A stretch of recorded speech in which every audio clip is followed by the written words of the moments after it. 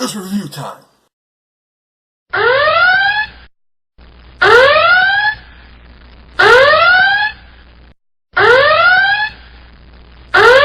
While you're here, don't forget to like this video, subscribe to my channel, and hit that notification bell so you never miss a video. Also, check out and subscribe to my group channel, Comic Frontline, where the Frontline 6 come together every Tuesday night at 10 p.m. Eastern Time for Frontline Live to discuss all the latest news in geek culture and our top 5 comics of the week. Continue the conversation on the Frontline Discord.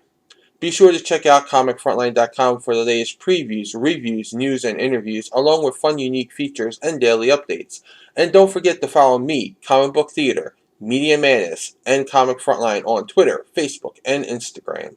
Hey everyone out there, Ranger Nation. Welcome back to Comic Book Theater. Jay here with another Mighty Morphin Power Rangers review. Today I'm going to be reviewing Mighty Morphin Power Rangers number 41, the second part of Necessary Evil for the series. And it's written by Ryan Parrott with art by Daniele Di Ninucleo, colors are by Walter Belamonte, and letters by Ed Duchshire with covers by Jamal Campbell, Gani Montez, Chris Anka, Dan Mora, and Marco Rudy. So let's get right into this, okay? So we start off with Dane, and he's, monitoring all the feeds of every Power Ranger altercation that has happened since Day of the Dumpster, right? So he's seeing, like, how these kids are, like, he's puzzled by how can these kids perplex Lord Zed. How can they get the better of him? And we see, Squad Babu being his servants, bringing him all this food while he's doing this, and he keeps calling them, like, weird names, like, he calls, like, baboon and stuff like that, which I think is, pretty funny. And you actually seeing a little bit more of classic Squad and Babu here, because they're uncomfortable, they're scared now, so, like, they're very jittery, they're like, oh yes sir, like they're that way, like they were in the show. And I like that because it shows the reason why they are is because they're afraid. During Rita's reign, they weren't like this. They were a little bit more confident, they were a little bit more, outspoken and all that. Now they're more like the TV shows because they're afraid, which I really like. I like that transition. So I like what Ryan Parrott did there. He started them off as one way and he evolved them into another way and gave you a reason why they've done that. And then we go to, the scene from the end of last issue with Billy and Kimberly trying to call the Rangers, Jason Zaccaccini, and they're like, oh, we're having bad reception, and Kim's like, hey, we can come and visit you guys. Zordon would teleport us there, and they're like, oh yeah, this is not a good weekend, because we got, like, stuff going on, but maybe we'll check our calendars and we'll see if we can get, a day for you, we'll do that, like, they're stuttering, and, that they're trying to think of a lie to tell her, and Kim totally gets that they're brushing her off, and she's like, yeah, well, Alpha's calling us, so we gotta, like, totally go. And Billy's like, Alpha didn't call us, and she's like, yeah, whatever. Like, she's hurt by this, and I like that. I mean, I like that they're playing on the emotions and making this more real with that. But then we go right to actually where they're at. They're on this other planet, and they're in this woods, and we see that they're not alone on here. There's another person here, and let me see, what's her name? Kia. Her name is Kia.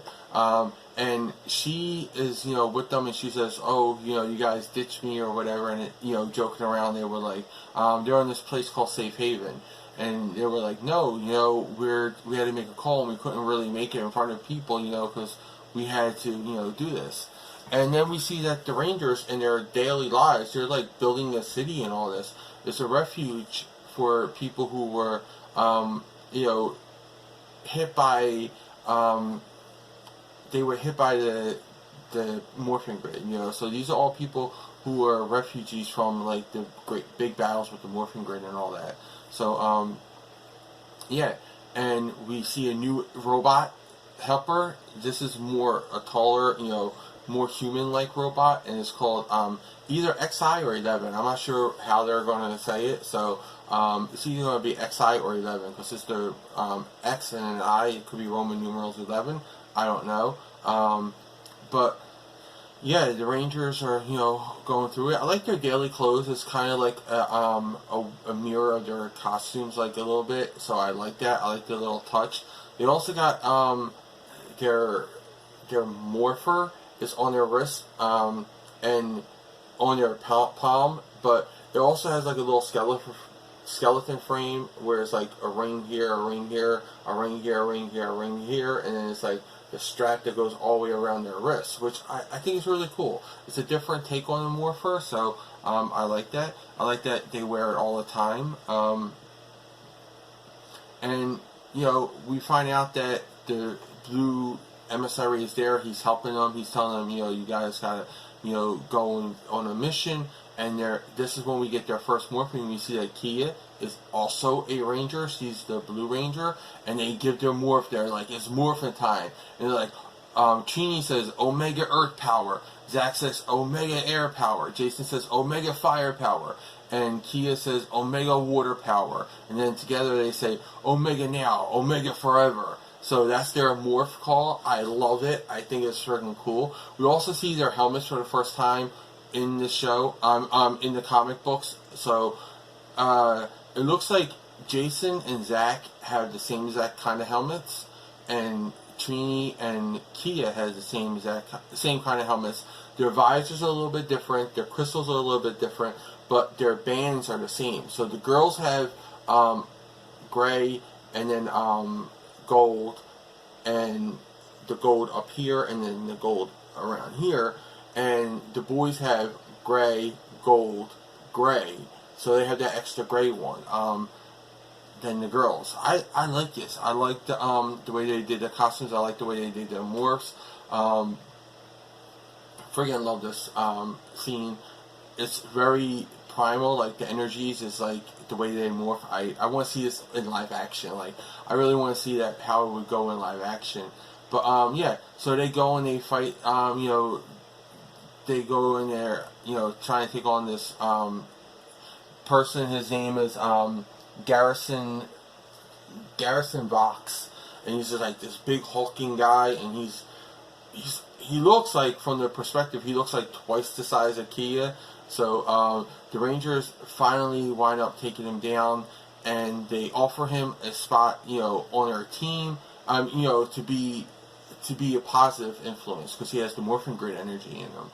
And he refuses, so they gotta take him down hard. And then they put him in a dumpster, like a Rita dumpster, and they locked him up. And we find out that the emissary is actually locking all these people up who don't.